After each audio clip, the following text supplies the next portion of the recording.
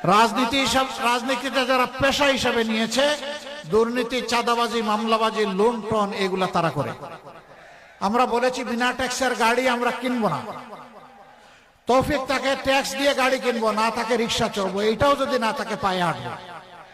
আইন সকলের জন্য সমান হবে, বিচার আর টাকার বিনিময়ে বিক্রি হবে না ইনশাআল্লাহ। রাজনীতি আমাদের পেশা নয়, রাজনীতিকে আমরা কর্তব্য হিসাবে নিয়েছি। রাজনীতিটা যারা পেশা হিসাবে নিয়েছে, দুর্নীতি, চাঁদাবাজি, মামলাবাজি, লুণ্ঠন এগুলা তারা করে। এতটুকুই শেষে না, এরা আমাদের মা বোনদের ইজ্জতটা পর্যন্ত রাখতে দেয় না।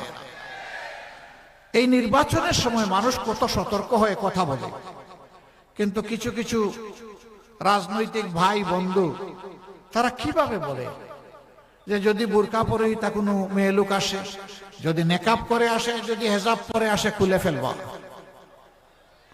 বলতে বলতে বলছে পুরা কাপড় খুলে ফেলবা। এরা কি কোনো মায়ের গর্ভ থেকে দুনিয়া আসে নাই? যদি এসে থাকে বলবো প্লিজ মার জাতিকে সম্মান করতে শিখুন। আগে আপনার আপন মাকে সম্মান করুন। যদি আপনার মাকে সম্মান করার শিক্ষা আপনি পেয়ে থাকেন, এই দেশের 9 কোটি মাকে আপনি সম্মান করতে পারবেন।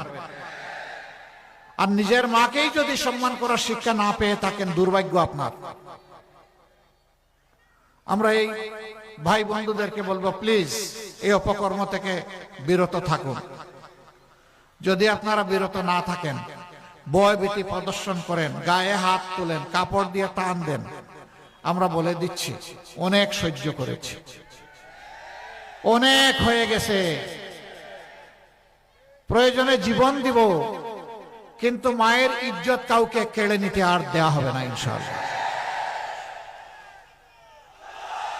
যদি বাংলাদেশের কোথাও কোনো দুর্বৃত্ত এই অপকর্ম করে, আমি আপনাদেরকে আহ্বান জানাবো, ওকে আপনারা সমুচিত শিক্ষা দেবেন, এরপরে পুলিশের হাতে তুলে দিবেন।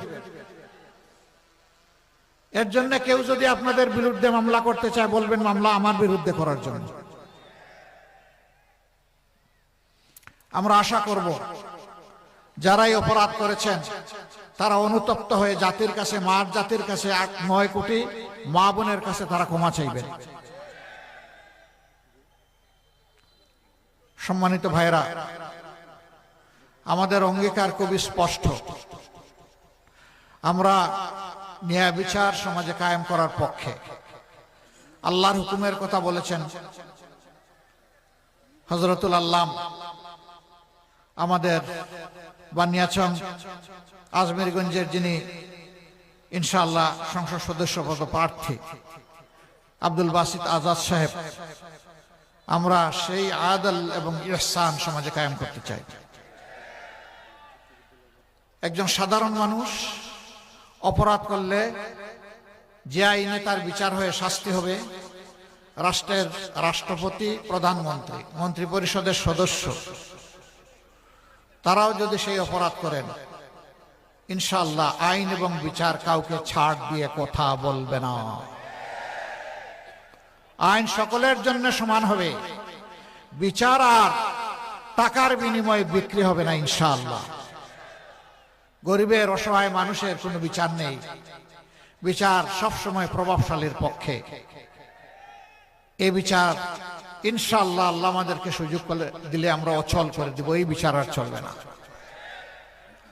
ওই বাংলাদেশ আর দেখতে চাই না, যেই বাংলাদেশে আমার মা বোন, জায়া কন্যা কারো কোনো জীবন এবং ইজ্জতের নিরাপত্তা নাই। এই বাংলাদেশ দেখতে চাই না। এই বাংলাদেশও দেখতে চাই না যেই বাংলাদেশের চাঁদার জ্বালায় সমস্ত মানুষ অতিষ্ঠ। ওই বাংলাদেশও দেখতে চাই না নিরীহ মানুষের বিরুদ্ধে মিথ্যা মামলা দিয়ে তাদেরকে আদালতে হাজির করে হেনস্থা করা হয়, তাদের উপর পৈশাচিক নির্যাতন করা হয়। সেই বাংলাদেশও দেখতে চাই না। ওই বাংলাদেশও দেখতে চাই না যারা নির্বাচিত প্রতিনিধি হবেন তারাই চরিত্র হারিয়ে লুণ্ঠনকারী হয়ে যাবেন। সেই বাংলাদেশ দেখতে চাই না। আমাদের অঙ্গীকার স্পষ্ট। আমাদের যারা নির্বাচিত হবেন আল্লাহ তাআলার মেহেরবানিতে এবং আপনাদের দোয়া ভালোবাসা বুঝে তারা প্রতি বছর একবার জনগণের সামনে তাদের আয় ব্যয়ের হিসাব প্রকাশ করতে বাধ্য হবেন।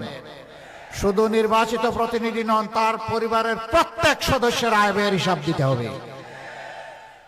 তিনি জনগণের সম্পদে হাত দিয়েছেন কিনা তা জানার অধিকার এই জনগণের অবশ্যই আছে।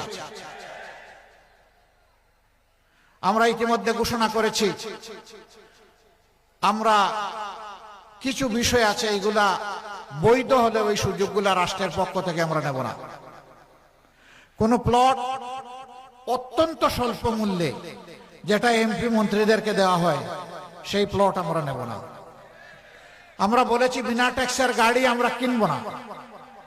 তৌফিক তাকে ট্যাক্স দিয়ে গাড়ি কিনবো, না তাকে রিক্সা চড়বো, এইটাও যদি না তাকে পায়ে হাঁটবো, কিন্তু জনগণের তহবিলের অপব্যবহার করব না। এরকম আরো কিছু বিষয় আছে যেগুলা বাদ দিয়ে চলা যায়। সাধারণ জনগণ যেভাবে চলে আমরা ইনশাল্লাহ সেইভাবে চলবো। সম্মানিত ভাইরা, এই হবিগঞ্জ আমি শুনেছি এইটাও